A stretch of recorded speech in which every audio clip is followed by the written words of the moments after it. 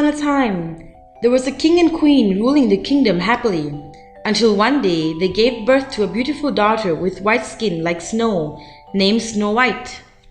Not long after the queen gave birth to their daughter, she died. The king then decided to get married to a new beautiful woman, which he did not know that she was disguised by a witch. The new queen was fascinated with her own beauty, and she thought that no one was beautiful as her. She would always walk to her magic mirror to ask, "Magic mirror on the wall, who is the fairest one of all?" Every time she asked, she would always get the answer.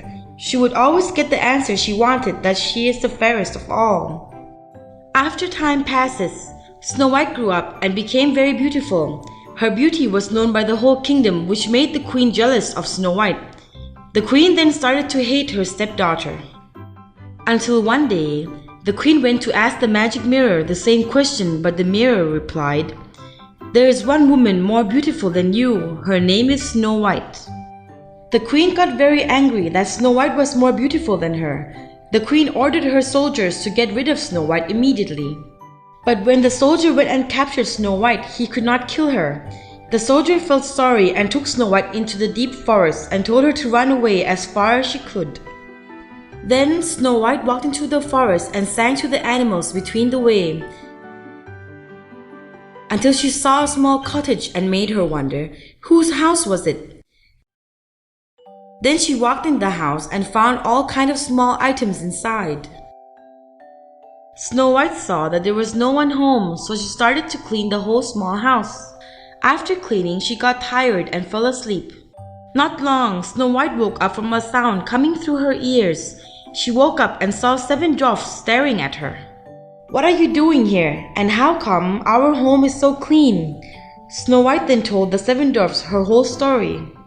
After the dwarfs heard her story, they all felt pity for her and told her to stay at their home.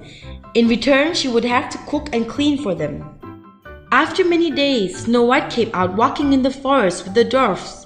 She sang on the way, and in the same time, a prince from another kingdom came riding a horse nearby. The prince heard a beautiful singing voice coming from another side, so he rode the horse to that sound. The prince fell in love with Snow White immediately after meeting with her, and she also felt the same. After time passes, the prince came to see Snow White more often, which made them become closer. Their relationship developed, which made them all very happy. But something interfered with their happiness when the queen got the answer from the magic mirror that Snow White is the fairest of all. It made the queen knew that Snow White was not dead. The queen ordered her soldiers to capture the soldier who let her go and found out she was left in a small cottage in the forest. With revenge, she decided to get rid of her with her own hands by poisoning an apple with a curse. After that, she transformed herself into an old grandmother and walked to the cottage immediately. When she reached the house, she knocked at the door and asked, "Is there anyone home? I am very hungry. Can I have a cup of tea?" The 7 dwarfs went to work in town, and only Snow White was there cooking. After she heard the knock, she ran to the door right away.